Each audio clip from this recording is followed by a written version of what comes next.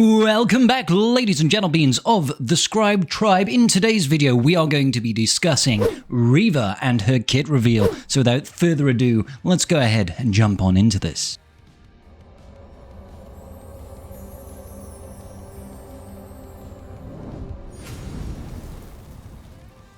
And here she is in all her glory. CG has certainly been taking the approach of, if at first you do not succeed, try again. When it comes to the Inquisitorius, we have received the 5-stock Inquisitorius, we received the Grand Inquisitor, we received assault battles and no end of Galactic Challenges, and this is the final nail in the coffin. CG is just like, hey, forget about Grand Inquisitor, you've got a new leader, it's Reva. Get her and finally you can do stuff. Alrighty, so first and foremost, art, pretty sick. I like the look of it, banging. She's dark side, obviously, a tank, a leader, an empire, an Inquisitorius, and an unaligned force user. At first, this tank tag actually had attacker, and I always thought it was kind of funny because they were calling her a tank and they were calling her an attacker at the same time, just like gas. Highlights: inflict stacks of purge at the start of each encounter and whenever any Inquisitorius ally is defeated or defeats an enemy. So she's going to be spreading around purge at an alarming rate, which is obviously what really gets the Inquisitorius up and running. Third Sister starts the battle with Hatred, which is Darth Sion's ability to revive himself, and the first time she is defeated, she is also getting an additional revive through Hatred, so she can come back to life twice. How irritating. Reckless Sweep inflicts undispellable defense down and heal immunity on all enemies and grants Inquisitorius allies 20% turn meter. Pretty good AoE. First and foremost, I will jump in and say, guys, her kit's actually looking pretty banging. It's looking pretty banging. So, I'm going to skip all of this inspiration malarkey because all we really need to know is, 1, how do we get her, and 2, how good is she? So, Phase 3 of the new territory battle that is releasing very, very soon, we will be talking about that in another video later on today. We will be able to have a special mission where we can earn her shards. The problem is, we need to have all of our Inquisitors with Grand Inquisitor at Relic 7 to enter. That doesn't mean you can win. This is just to enter. This is a hard relic gate. Relic 7 or bust, guys. So I know you need Relic 5 to get the Grand Inquisitor, but now you need to Relic 7 the Grand Inquisitor and 4 other allies in order to really get the most, well, to even compete and get her shards. Great. Amazing. And then it'll probably still have the same RNG as the cam mission does, so joy of joys. Is there a mission that requires her? Yes, in Phase 4 you need a Relic 8. Third Sister, I mean, Relic Gates, that's a conversation for the next video. We will touch on that after this. Okay, so let's see her kit. Basic ability, no more hiding. Yeah, there's something funky about her animation here. It just looks a little bit out of place. It could be the hair, I'm not sure. But pretty basic for a basic. Final text, deal physical damage to target enemy and inflict a stack of purge, maximum 6 for the rest of the encounter, which can't be evaded. If the target enemy is already inflicted with purge, inflict ability block for 2 turns and dispel all debuffs on the Third Sister. For a basic, that's pretty top tier. Ability block is an incredibly useful debuff. You're always going to have purge on the enemy team in this setup, so it's always going to put ability block, and you've got a cleanse on a basic. That is actually top tier if you ask me for a basic. Special 1, unyielding onslaught, cooldown of 3, and this is our first Zeta ability. So look at the animation, very, very basic, very standard, nothing flashy about this one. Deal physical damage to the target enemy and recover health equal to the amount of damage dealt. With that being said, I imagine that she has very little health steal baked into her kit, but I'm making an assumption there. For each stack of purge on the enemy, this attack deals 30% more damage. So purge stacks at, what, 6 is a maximum, so I think that's 180% extra damage if they've got 6 stacks. I think this attack is going to do significant damage. We're going to have to wait and see what is the damage modifier on this particular ability, but I think this is going to be her big hit. If Third Sister is at full health after using this ability, inflict Armor Shred on the target enemy. Armor Shred can never be dispelled. It is always a permanent lock debuff, and considering that she can do up to 180% additional damage and recovers all of that health, she's probably going to be placing Armor Shred on basically everybody all the time. Obviously, heal immunity on her will stop that from happening, but nonetheless. Special 2, Reckless Sweep, a cooldown of 4, and this is her first Omicron, and obviously requires a Zeta as well. So animation once again, it's pretty cool. Again, I think there's nothing too flashy about her ability so far, but that not everybody has to be flashy. We're not all BT1, are we? Final text, deal physical damage to all enemies, AoE. Consume 1 stack of Purge. It's always useful to have a character that can actually use those stacks of Purge in an Inquisitorius team, so great. If all enemies had at least 1 stack of Purge, inflict defense down and heal immunity on all enemies for 2 turns, which can't be dispelled, evaded, or resisted, and all Inquisitorius allies gain 20% turn meter. This isn't even the Omicron. That's fantastic. An AoE, which is going to put defense down and heal immunity for 2 turns, that's irresistible and undispellable, and you pass 20% turn meter to the whole team. What an ability. Otherwise, inflict defense down and heal immunity on all enemies for 2 turns. So if they didn't have Purge, all you do is inflict defense down and heal immunity, which can still be resisted. With the Omicron, though, in Grand Arena, all Inquisitorius allies gain crit damage up for 2 turns. That's kind of okay. And have their cooldowns reduced by 1. Pro. That means in GAC, this is going to essentially be a cooldown of 3 because it doesn't say that this is all other allies. This is all allies. So she's going to be reducing her own cooldowns using this special ability. It's going to put irresistible heal immunity, irresistible defense down. It's going to pass TM.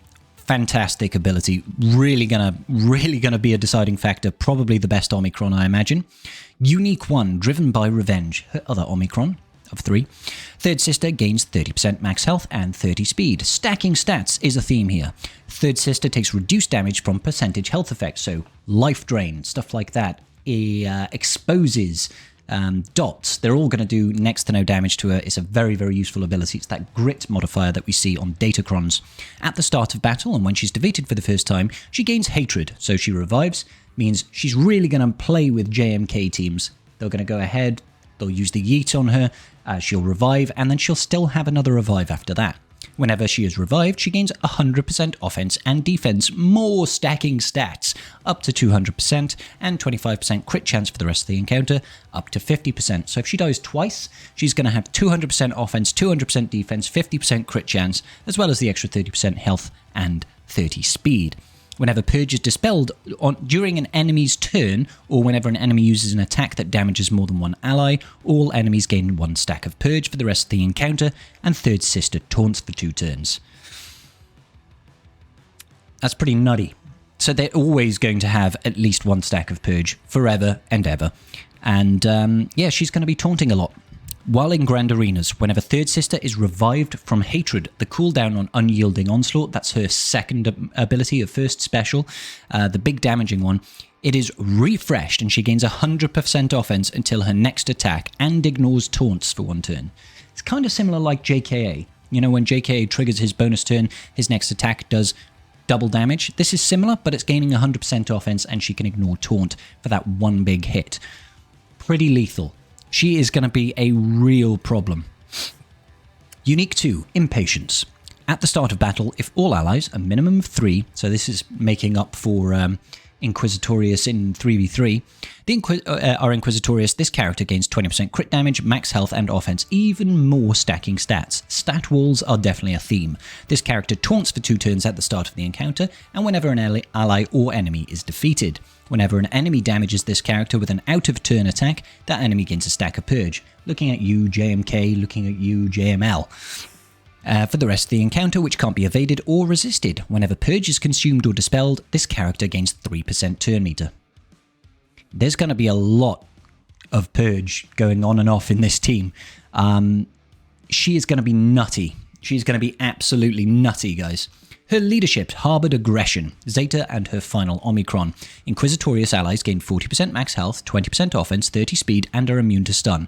What the holy hell? That's the first line. Even more stacking stats, but for the entire team, and stun immunity to the whole team. Amazing. At the start of the encounter, whenever an Inquisitorius ally is defeated or defeats an enemy, all enemies are inflicted with 5 stacks of Purge for the rest of the encounter, which can't be resisted. Great.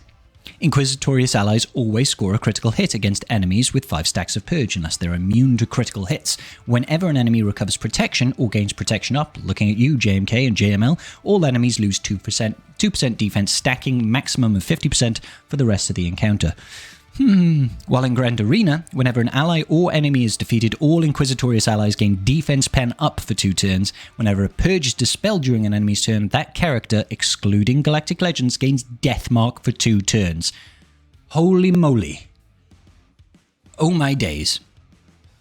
Like, so whenever purge is dispelled, that character gains death mark. She's going to be bouncing around doing crazy amounts of damage. It doesn't impact Galactic Legends, which is actually a good thing because they take reduced damage from Deathmark anyway, and you don't necessarily want the taunt on them. But you are going to shred through all the ads super quick on this, because any sort of cleansing action is just going to Deathmark everybody. It is nutter. Edit. She's a tank, not an attacker. The image and the copy have been updated to reflect that. Okay, guys. What have we got to say about our girl Reva? 1. She is nutty. She's going to be slaying fools. Grand Arena, I guarantee you she'll be taking out GLs. Guarantee you it's going to be happening. What's the optimum team going to be? I can imagine it's going to be her leadership. Even in Territory War, I still think she's going to be leading over Grand Inquisitor just because of all the benefits that she's giving, stacking out all that purge at the start of the game. Way too good.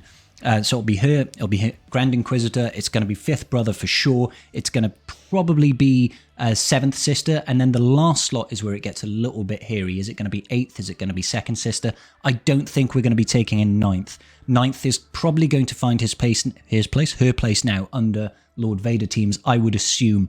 I don't think having a second taunt in this team is really playing to Reva's best benefit because she wants to die. She's there to tank, but she also wants to die so she can stack her stats. That's immediate thinking on it.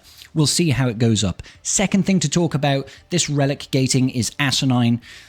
Having to relic 7 your entire Inquisitorius faction, essentially, just to earn her shards, gives me pause for thought. 1, nobody really likes the Inquisitorius faction as it is. 2, there is so much relic gating going on in the game right now that do people really want to spend that much relic levels trying to get to a team that may or may not actually pass the mission? We don't know how hard this is going to be. Is it going to be a super difficult one where really it says relic 7, but you need relic 8 or relic 9 and perfect modding and the right strategy to go to it? But I'll hold my hands up and say, look, we will come to that bridge when we see the actual mission. It's not going to be too far away now. We know this new territory battle is coming to the game very, very soon. The update has been pushed, so it's going to be a mandatory update coming to your game very, very soon. Let me know in the comment section down below, guys. What do you think of Reva's kit? Are you going for her? And, you know, long live the Inquisitorius? I don't know. I still prefer the Hut Cartel. Big, big love to you all. Peace out. Like this video, subscribe, and I'll see you all in the next video. Peace out. Just giving a quick shout out to my patrons. I appreciate each and every single one of you. And without your support, I wouldn't be doing this today. Thanks so much.